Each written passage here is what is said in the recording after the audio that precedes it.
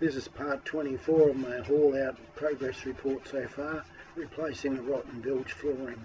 This is my introduction to sailing Wilson on YouTube. I own a 2013 Island Spirit catamaran, 38 foot in length, and I really love my boat. I'm sure you've heard this before, but please give me a thumbs up and subscribe to my channel and push on the notification bell. That'd help a lot. By the way, please share my videos with other people you know.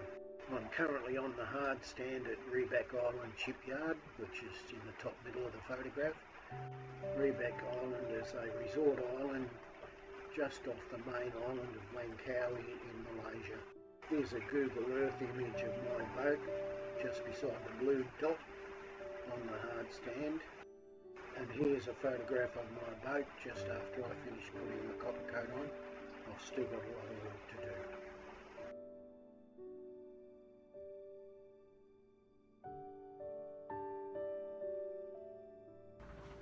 do. In each cabin, starboard and port, underneath the mattress, is this, or two inspection hatches, and a surprise awaits. The surprise was that the plywood flooring is full of rot, which adds to my workload, and that drives me silly. One step forward, three steps back. So there is the damage to the bilge flooring, and as you can see, the water rot has really made an impact. They've been painted, but they weren't sealed. I measured each of the four boards and wrote down the measurements on the boards themselves. Using a cordless drill, I removed the screws from the latch and then used a screwdriver to punch it out. This is the new marine ply. It's 8mm. Sorry, 9mm. I should have 18mm, but they were out of stock, and I wanted marine ply. So two lots of 8, two large sheets of 9mm, and cuts them. Currently you can see that I've cut them in different shapes.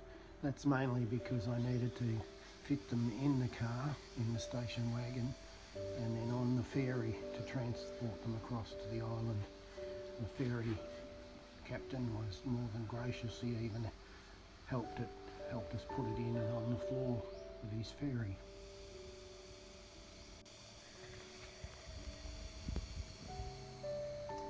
I bought one of these small orbital saws for 250 ringgit after my discount. They were 280 ringgit. I suppose it depends on where you buy them as to how cheap you can get them. But unfortunately it didn't come with a blade, and the only blades that they have in this country, and I've found out since that the only blades they make for these smaller saws is a 40 tooth or 40T blade, whereas this big 7-inch circular saws will go to a smaller and finer cut and more teeth. So that was a disadvantage, and the end result was a really jagged finish.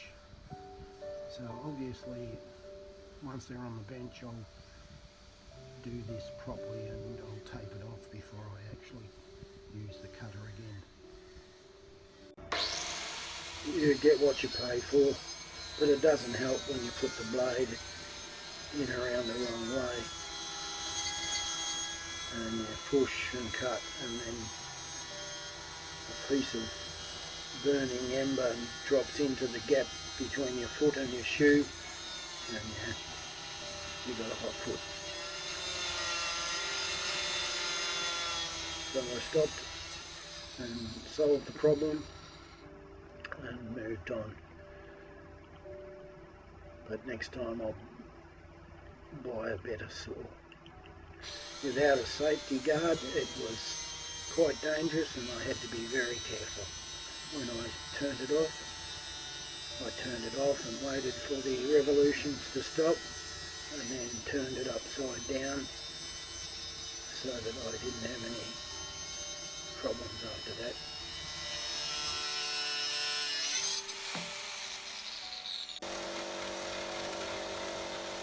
It may look rough as guts, but once I'd finished doing the edges I used a small orbital sander to finish it off.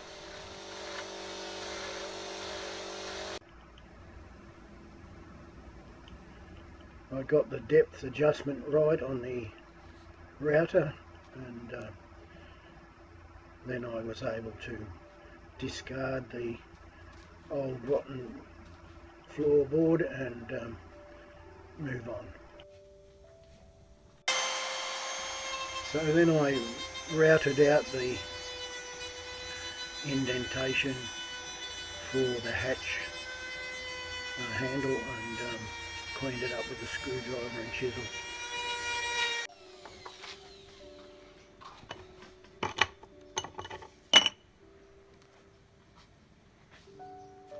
So I sanded each of the 4 boards with the air sander, and I also sanded after each step of applying 2 coats of epoxy.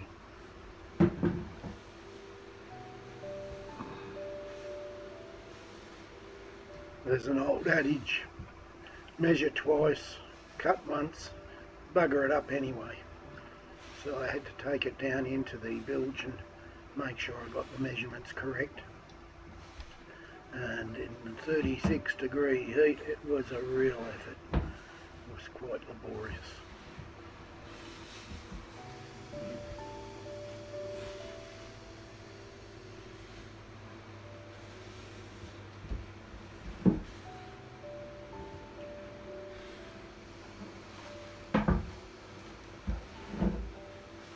Once I finished all 4 boards, I used parts A and B of Cosan 90 to epoxy them. Well, what I'm going to do is to try to recover the wooden 4-ply covers, and I've shoved these dividers in and I'll paint on some epoxy and then put clamps in place and recover that one. It's only a small amount of damage, whereas the other ones were really quite bad.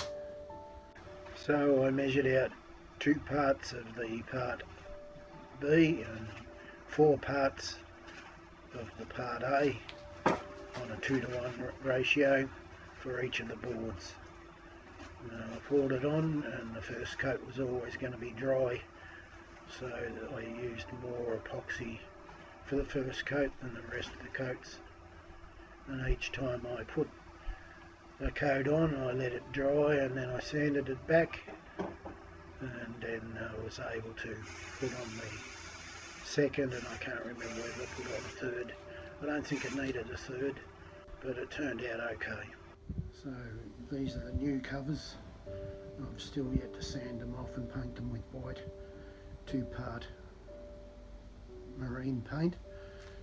I'm not going to put too much effort in them appearance wise, because they're hidden underneath the hatches, underneath the mattress in the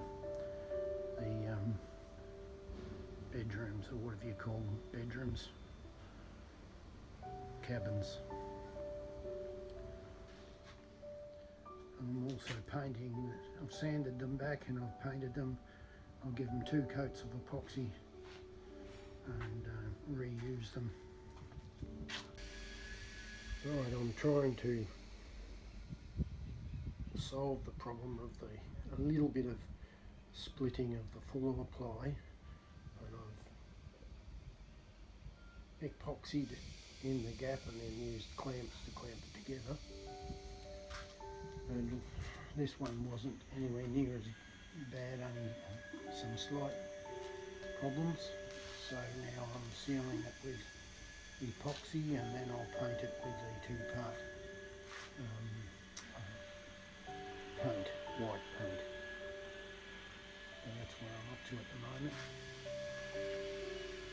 So we went into Kura to buy groceries and the materials for the job at hand.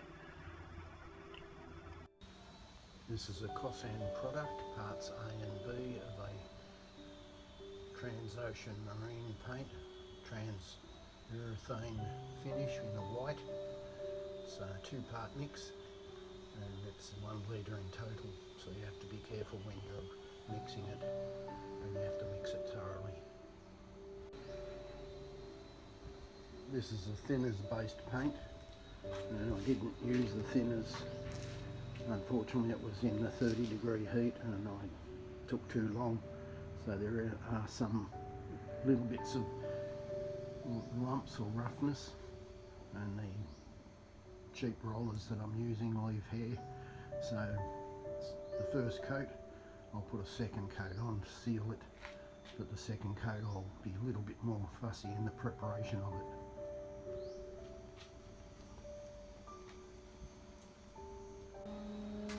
So let's start from the beginning. I bought this marine ply and I cut it to the appropriate oversize so that I could alter it as I went along. And then I epoxied them. And I put 3 coats of epoxy on, sanding each time. And then I painted them with a Kosan product. And sanded them.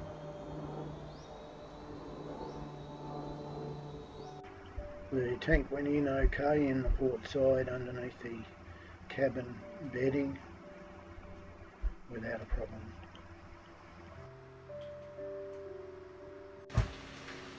Crawling around in this area with the hatches open, even with 2 fans at 36 degrees, it was so exhausting. The 2 panels that were recovered well with epoxy and painting, and the other 2 panels that were replaced turned out okay. There's a slight lip, but everything looks okay. And as you can see, the tank's in place, and the rubber mat is covering the fuel feed system, and hopefully that will do the job. And here is a clearer image of the rubber mat that I put on top of the fuel feed system. The video was produced by myself, and it's the end of another exciting video of part 24 of my haul out progress report so far, replacing the rotten bilge flooring.